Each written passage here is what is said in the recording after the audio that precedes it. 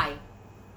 Okay, I was not going to talk about what's been going on in our country in the last week, but I think today I will. And I will because I saw something on the Today Show today on both the third hour and on Jenna and Hoda. And what was said on Jenna and Hoda struck me.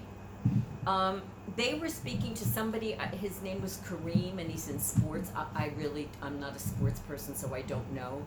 I just remember that Jenna asked a question: what can we do as people, individually? What can each of us do to make a difference?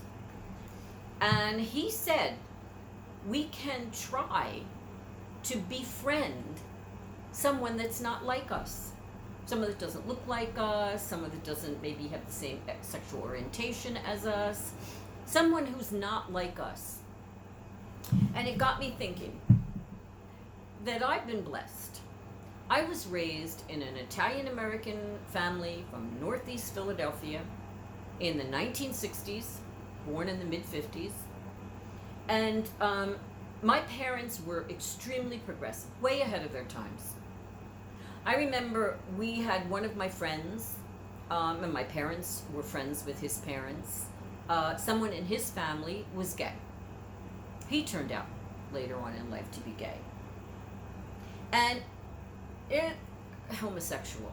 And, but we never thought about it. We never talked, we didn't care. It wasn't a big deal. It was like, nobody made the big deal out of it. Someone in my extended family. I remember my mother telling me when I was about 9 or 10 that she was a lesbian. Now, back in 1963, we'll say, I didn't know what a lesbian was. And she explained, well, you know how me and Daddy love each other? Well, that's how she and her, I can't remember her name, significant other, loved each other. And I was like, oh, okay, great, So it was always there, and we didn't, because it wasn't made a big deal. Nobody talked about them. Nobody, I was raised very open-minded, and I'm so grateful for that. I remember we had on our street, Tulip Street, behind us, Keystone Street. It was basically where the black people lived, African Americans. We called them colored people back in the day.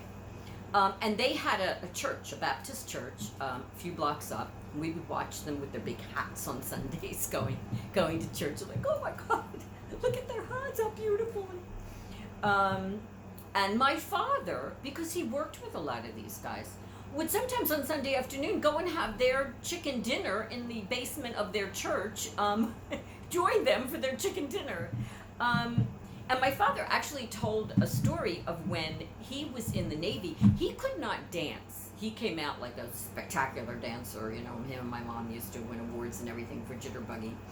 And he actually said he learned to dance from two African American guys from LA.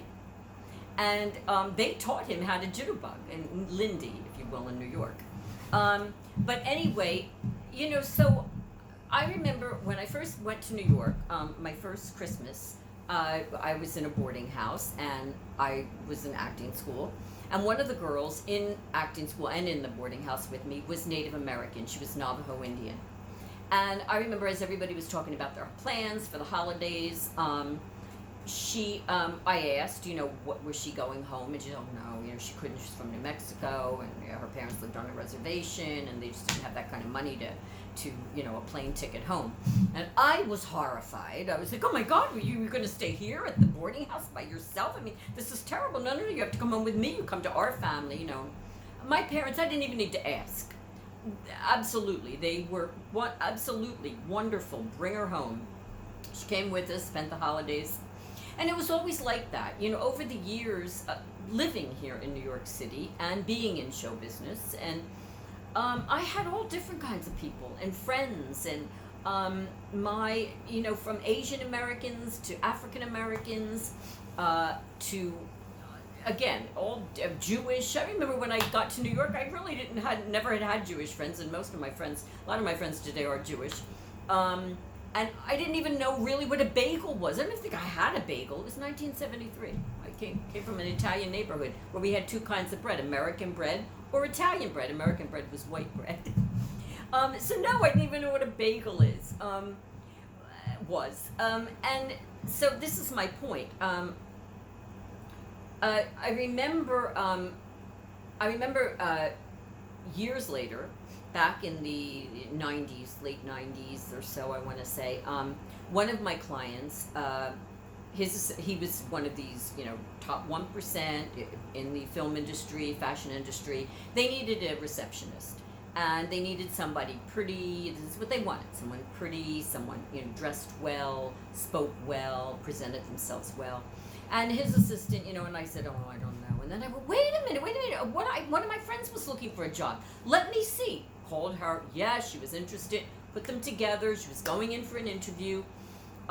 They called me shortly after she left, and she said, I said, "Oh, so how did it go?" And she said, "Well, it went great. She's lovely, this, that." And she said, "But Debbie, you never told me she was black." And I went, "Oh my God, I didn't think of it. I mean, why, is it a problem?"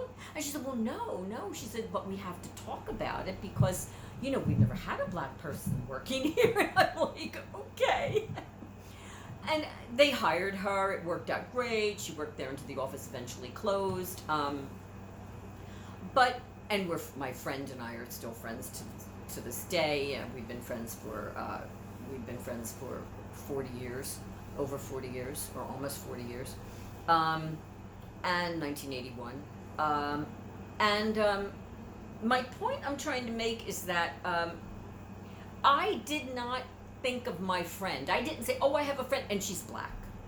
I was like, "I have a friend." I didn't think of my friend as being black, white, purple, pink. I thought of my friend as being my friend. If we could all get to that point.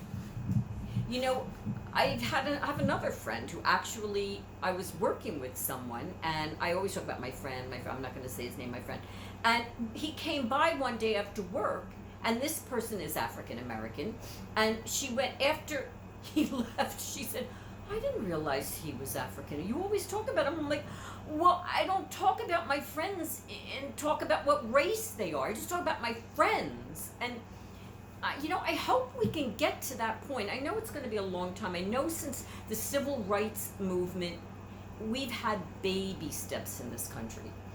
And I know it's not easy for those of you that come from areas or live in areas where basically you're always with your same kind. You're always with, you're always with white people. You're always with black people. You're always with Hispanic people.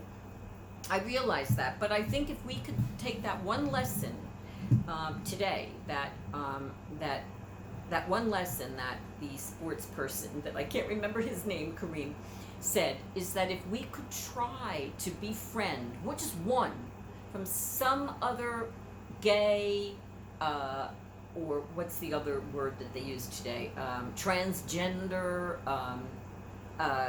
black, white, Asian, someone else that's not like us. If we could try to befriend, I mean friend, I don't mean just acquaintances, befriend someone that's not like us, I think we'll come a long way eventually in this country towards equality. I mean, we have a long way to go. That's all I'm going to say. Be well, and remember, where there's breath, there's hope. Goodbye for now.